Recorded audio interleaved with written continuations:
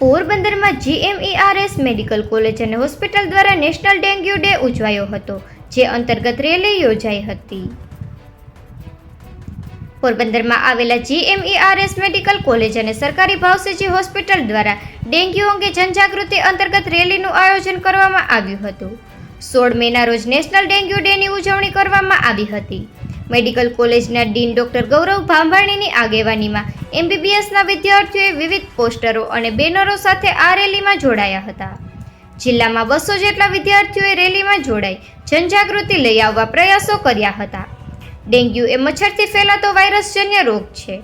તાવ, માથાનો દુખાવો, ઉલટી, સ્નાયુ અને સાંધાનો દુખાવો, ચામડી પર લાલ ચકામા સહિતના લક્ષણો જોવા મળે છે. તો તાવ વધી જાય ત્યારે તો શરીરમાંથી ખૂન પડવું, પ્લેટલેટ ઓછા થવા તથા ગંભીર બનતા મૃત્યુની પણ સંભાવના રહે છે.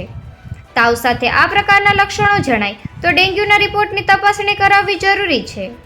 મચ્છરોનો ઉપદ્રવ જે વિસ્તારમાં વધારે હોય ત્યાં ડેન્ગ્યુનું પ્રમાણ વધુ હોય છે.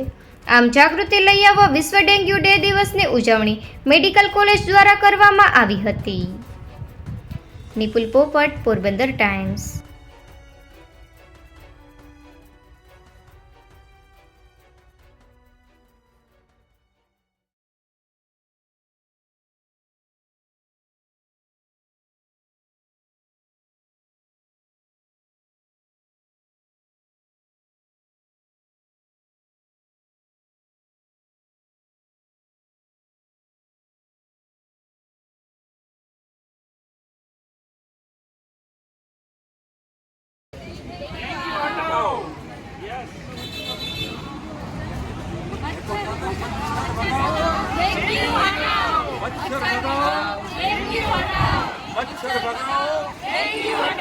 मच्छर भगाओ,